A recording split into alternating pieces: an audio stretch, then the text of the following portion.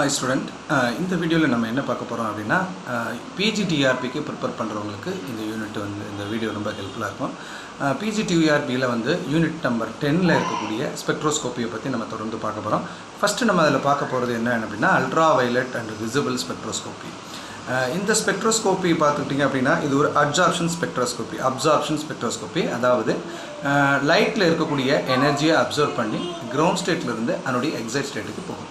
So excite ஸ்டேட்டுக்கு போகும்போது அதனுடைய எவ்வளோ இன்டென்சிட்டி ஆஃப் லைட்டை அப்சர்வ் பண்ணியிருக்கு, என்ன வேவ் லென்த்தில் அப்சர்வ் பண்ணியிருக்கு அப்படின்னு சொல்லிட்டு நம்ம வந்து அந்த மாலிகுலுடைய ஸ்ட்ரக்சர்ஸை ப்ரிடிக்ட் பண்ண முடியும். ஸோ ஸ்பெக்ட்ரோஸ்கோப்பி அப்படின்னாலே என்ன அப்படின்னா predicting the structure of the molecule. ஒரு ஸ்ட்ரக்சரை வந்து நம்ம ப்ரிடிக்ட் பண்ணுறதுக்கு இந்த ஸ்பெக்ட்ரோஸ்கோப்பி யூஸ் ஆகுது. ஸோ என்ன வேவ் லென்த்தில் அப்சர்வ் பண்ணக்கூடிய காம்பவுண்டுக்கெலாம் ஃபார்ம் பண்ண முடியும் அப்படின்னா வேவ் லென்த் வந்து 200 to 800 நேனோமீட்டர் இருக்கக்கூடிய அந்த அளவில் வேவ் லென்த்தை அப்சர்வ் பண்ணக்கூடிய மாலிகுலுடைய ஸ்ட்ரக்சரை இந்த யூவி விசிபிள் ஸ்பெக்ட்ரோஸ்கோப்பி மூலமாக கண்டுபிடிக்க முடியும். இதில் எதெல்லாம் டிஸ்டிங்விஷ் பண்ணலாம் அப்படின்னா ஃபஸ்ட்டு பார்த்துக்கிட்டிங்கன்னா கான்ஜுகேட்டட் அண்டு நான் கான்ஜுகேட்டட், அடுத்து homonuclear and homo annular hetero annular conjugated சிஸ்டத்தை நம்ம வந்து ப்ரிடிக்ட் பண்ண முடியும். ஃபார் எக்ஸாம்பிள் இதில் பார்த்துட்டிங்க அப்படின்னா கான்ஜுகேட்டட் அப்படின்னா என்ன, double bond single bond double bond, இதுதான் கான்ஜுகேட்டட். இது கான்ஜுகேட்டட் காம்பவுண்டு. நான் கான்ஜுகேட்டட் அப்படின்னா டபுள் பாண்ட் அகைன் கண்டினியூஸாக சிங்கிள் பாண்ட் இருக்குது, அகைன் டபுள் பாண்ட், இது வந்து நான் கான்ஜுகேட்டட். இது ரெண்டையும் நம்ம ஐடென்டிஃபை பண்ண முடியும். எப்படின்னா இதனுடைய வேவ் லென்த்துக்கும் இது அப்சர்வ் பண்ணுறது. இதுலேயும் பார்த்துக்கிட்டிங்க அப்படின்னா ரெண்டுக்குமே வந்து அப்சர்வ் பண்ணக்கூடிய வேவ் லென்த்தில் டிஃபர் ஆகும். அதில் வந்து நம்ம கான்ஜுகேட்டட் இன்டென்சிட்டி வேரி ஆகும், அதில் வந்து கண்டுபிடிக்கிறோம். அடுத்து பார்த்திங்கன்னா இது வந்து ஹோமோ ஆனுலர்னா ஒரே பென்சின் ரிங்கில் கான்ஜுகேஷன் இருந்தால் அதுக்கு பேர் ஹோமோ ஆனுலர். ஹெட்ரோ ஆனுலர் அப்படின்னா ரெண்டு கடையில் 2 ரிங் இருக்கும், அதில் வந்து ஹெட்ரோ ஆனுலர்னு சொல்லுவோம். ஸோ இதில் 2 விதமான லாஸ் நமக்கு யூஸ் பண்ணுறாங்க. ஒன்று என்ன அப்படின்னா லேம்பர்ட் லா, அதாவது இந்த ஸ்பெக்ட்ரோஸ்கோப்பியினுடைய ஸ்ட்ரக்சரை ப்ரிடிக்ட் பண்ணுறதுக்கு சில கைடன்ஸ் வந்து இந்த லா கொடுக்குது. ஃபஸ்ட்டு என்ன அப்படின்னா லேம்பர்ட்ஸ் லா. ஸோ லேம்பர்ட்ஸ் லா என்ன சொல்லுது அப்படின்னா -ti/dx = ki.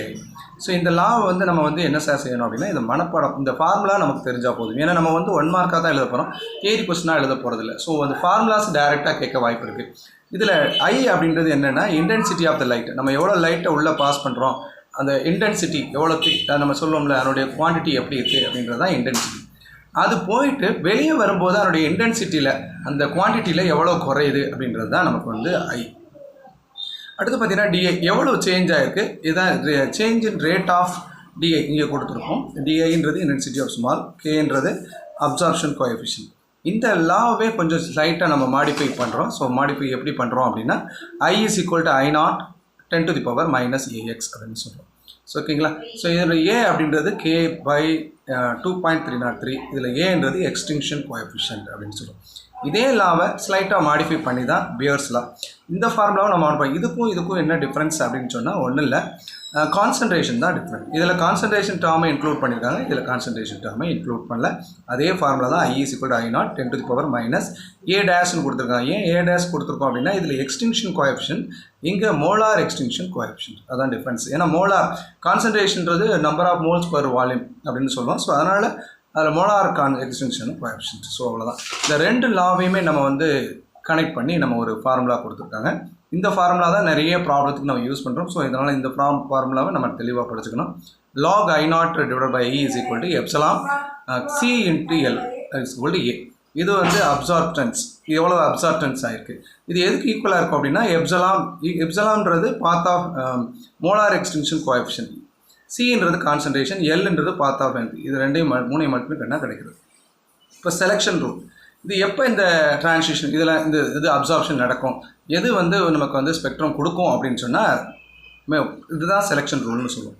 அதாவது அலோடு டிரான்சிஷன், இதெல்லாம் அலோடு டிரான்சிஷன் அப்படின்னா அதனுடைய மேக்ஸ், அதாவது எப்சலான் மேக்ஸ் அப்படின்றது 10⁻, அதாவது 10,000க்கு மேலே இருந்தால், அதனுடைய வேல்யூ 10,000க்கு மேலே இருந்தால் இது வந்து அலோடு. 10,000க்கு கம்மியாக இருந்துச்சுன்னா இது வந்து பர்ஃபிடன்ட் அப்படின்னு சொல்லுவோம்.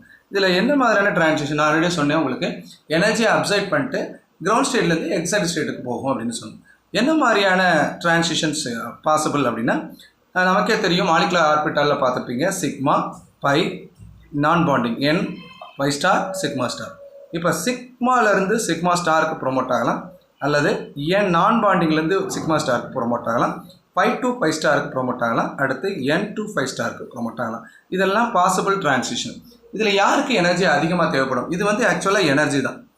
ஸோ எனர்ஜி வந்து யாருக்கு அதிகமாக இருக்கும் பார்த்தாலே நமக்கு டயக்ராமில் தெரியும். சிக்மா டு சிக்மா ஸ்டாரோடைய எனர்ஜி அதிகமாக இருக்கும்.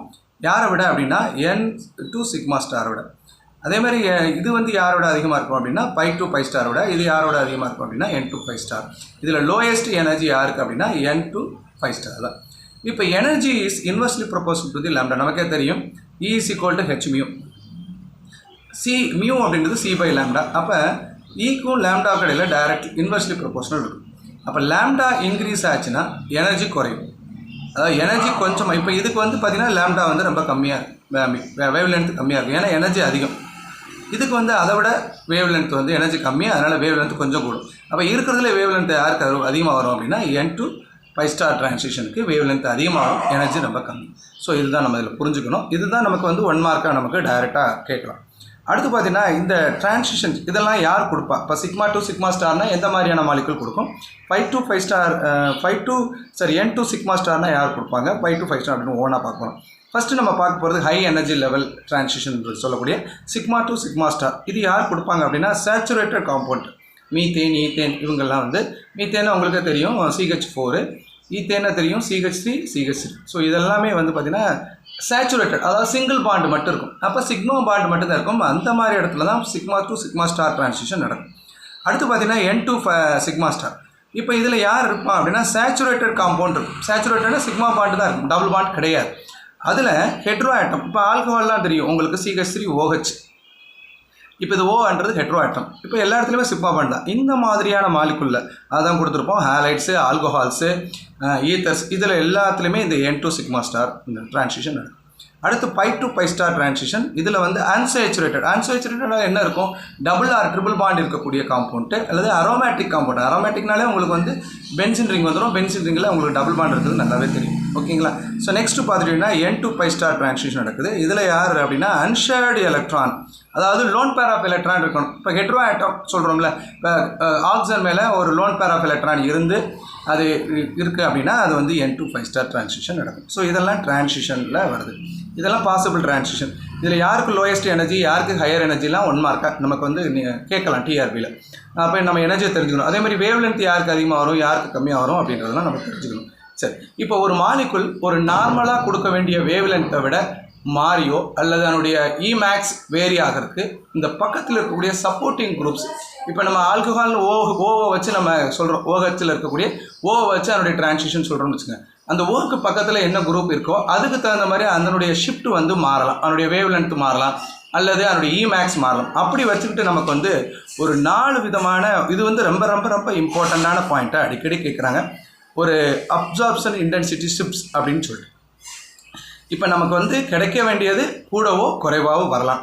வேவ் லென்த் கூடலாம் அல்லது குறையலாம், அல்லது இமேக்ஸ் கூடலாம், அதான் இன்டென்சிட்டின்னு சொல்லுவோம். இன்டென்சிட்டி கூடலாம் குறையலாம். அதை மேக்ஸிமம் வச்சுக்கிட்டு ஒரு 4 விதமான ஷிஃப்ட் இருக்குது. ஃபஸ்ட்டு நம்ம பார்க்க போகிறது ஹைப்பர் குரோமிக். இந்த ஹைப்போக்ரோமிக் ஷிஃப்ட் அப்படின்னா என்ன அப்படின்னா, கிடைக்க வேண்டிய இன்டென்சிட்டி இப்போ வந்து ஆக்சுவலாக 10,000 இன்டென்சிட்டி கிடைக்கணும். இமேக்ஸ் வேல்யூம் 10,000 தான் இருக்கணும். ஆனால் அது எப்படி இருக்கும் அப்படின்னா 10,500 கூட கிடைக்கலாம். அது எதை பொறுத்து இருக்குது அப்படின்னா அட்ஜஸ்டன்ட்டில் இருக்கக்கூடிய குரூப்பை பொறுத்து. அந்த மாதிரி ஷிஃப்ட்டுக்கு பேர் அப்படின்னா ஹைப்பர் குரோமிக்.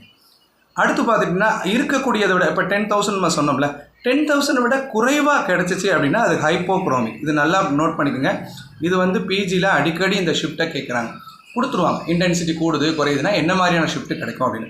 அடுத்து பார்த்துட்டிங்கன்னா இப்போ வேவ் லென்த், இதுதான் வேவ் லென்த். நம்ம எக்ஸ் ஆக்சிஸில் வந்து வேவ் லென்த்தாக எடுத்துக்கணும். வேவ் லென்த் இருக்கிறது இப்போ லேம்டாவோட வேல்யூ வந்து 250 இருக்கணும் அப்படின்னு வச்சுக்கோங்க. ஆனால் அது பக்கத்தில் இருக்க குரூப்பினுடைய இன்ஃப்ளூயன்ஸ்னால அது 280 290 மாறுது அப்படின்னா அதுக்கு பேத்தோக்ரோமிக், அதாவது கிடைக்கிறத விட இருக்க வேண்டியதை விட கூட இருந்தால் அதுக்கு பேத்தோக்ரோமிக் ஷிஃப்ட்டு, அதுக்கு பேர் ரெட் ஷிஃப்ட்டுன்னு பேர். அடுத்து பார்த்தீங்கன்னா ஹைப்போசோக்ரோமிக் ஷிஃப்ட். இது என்ன அப்படின்னா இருக்கிற வேவ் லென்த்தை விட குறைவாக கிடச்சிச்சின்னா அதுக்கு பேர் ஹைப்போசோக்ரோமிக் ஷிஃப்ட் அப்படின்னு சொல்லுவோம். ஓகேங்களா? இப்போ இது 4 விதமான ஷிஃப்ட்டு. இதில் ப்ளூ ஷிஃப்ட்டுன்னு பேர். ஹைப்போசோக்ரோமிக்கு வந்து ப்ளூ ஷிஃப்ட்டு, பேத்தோக்ரோமிக் வந்து ரெட் ஷிஃப்ட். இதை நல்லா மைண்டில் வச்சுக்கோங்க. நமக்கு வந்து டிஆர்பியில் இந்த மாதிரி கொஸ்டின்ஸ் நிறைய தடவை டைரெக்டாக கேட்டிருக்காங்க ப்ரீவியஸ் இயரில். ஸோ அதனால் நம்ம தெளிவாக பார்த்துக்கணும். அடுத்து பார்த்தீங்கன்னா டைப்ஸ் ஆஃப் அப்சார்ப்ஷன் பேண்ட். என்ன மாதிரியான அப்சார்ப்ஷன் பேண்டு கிடைக்குது? மொத்தம் 4 பேண்ட் இருக்குது. K band, R band, P band and E band. இப்போ இந்த கே பேண்ட் அப்படின்றது என்ன மாதிரியான டிரான்சிஷனால் உருவாகுது அப்படின்னா pi to pi star transition. இதனுடைய இ மேக்ஸிமம் எப்படி இருக்கும் அப்படின்னா 10⁴ மேலே இருக்கும். நம்ம ஆல்ரெடி சொன்னோம் 10⁴ மேலே அதனுடைய இ மேக்ஸ் வந்து இருந்துச்சு அப்படின்னா அது வந்து அலோடு. அப்போ பை டு பை ஸ்டாரில் வந்து இ மேக்ஸிமம் வேல்யூவும் 10⁴ மேலே இருந்துச்சு அப்படின்னா அது அலோடாக இருக்கும். அப்போ கே பேண்ட் வந்து அலோடாக தான் இருக்கும். எப்போயுமே கே பேண்ட் உருவாகுது அப்படின்னா அலோடாக இருக்கும். அடுத்து ஆர் பேண்ட் அப்படின்றது n to பை ஸ்டார். இதனுடைய இ மேக்ஸிமம் வேல்யூ வந்து பிலோ 10⁴ தான் இருக்கும் எப்பயுமே. அப்போ அது என்ன அப்படின்னா ஃபர்பிடன்ட் அப்படின்னு. ஸோ இது என்ன மாதிரியான மாலிகுல் பை டு 5 ஸ்டார் கொடுக்கும், என்ன மாதிரியான மாலிகுல் n to 5 ஸ்டார் கொடுக்கும்னு ஆல்ரெடி நம்ம பார்த்துருக்கோம் ரைட்டுங்களா. பி பேண்ட் அப்படின்றது இந்த கே பேண்டை விட அதனுடைய வேவ் லென்த் அதிகமாகவும் அதனுடைய இ மேக்ஸும் லோயராக இருக்கும் கே பேண்டை விட. பை டு 5 ஸ்டார் ரெண்டுமே பை டு 5 ஸ்டார் தான். இப்போ இது வந்து அலௌடு, இது வந்து ஃபர்பிடன். இந்த பி பேண்ட் வந்து ஃபர்பிடன் நடக்காது. அடுத்து பார்த்தீங்கன்னா இ பேண்டு, E1 அண்ட் E2 அப்படின்னு 2 விதமான பேண்ட் இருக்குது ஓகேங்களா. ஸோ இதுதான் நமக்கு வந்து pgtrb யூவி விசிபிளில் டைரெக்டாக கேட்கக்கூடிய கொஸ்டின்ஸ். அதனுடைய வேவ் லென்த் ரேஞ்ச் கேட்கலாம், அல்லது பேத்தக்ரோமிக்னா என்ன, ஹைப்பசோக்ரோமிக்னா என்ன. ஸோ இந்த மாதிரியான கொஸ்டின்ஸ் வரலாம். அதே மாதிரி கே பேண்டினுடைய டிரான்சிஷன் எப்படி இருக்கும், எந்த டிரான்சிஷனுக்கு ஹையர் எனர்ஜி இருக்கும் அப்படின்னு கேட்கலாம். ஸோ இது வந்து டைரெக்டாக கேட்கக்கூடியது. இதுக்கப்புறம் நமக்கு வந்து ப்ராப்ளம் ஓரியன்டாக ஒரு இ மேக்ஸ் வந்து எப்படி கண்டுபிடிக்கிறது ஒவ்வொரு மாலிகுலுக்கும். அப்படி இ மேக்ஸை கண்டுபிடிக்கிறதுக்கு சில ரூல்ஸ் இருக்குது, உட்-ஃபிஷர் ரூல் அப்படின்ட்டு. ஸோ இது எல்லாமே நம்ம அடுத்த கிளாஸில் கண்டிப்பாக நம்ம தொடர்ந்து பார்த்தோம்னா புரியும் ஓகேங்களா. ஸோ இந்த வீடியோ உங்களுக்கு பிடிச்சிருந்தா லைக் பண்ணுங்கள், ஷேர் பண்ணுங்கள். தேங்க்யூ.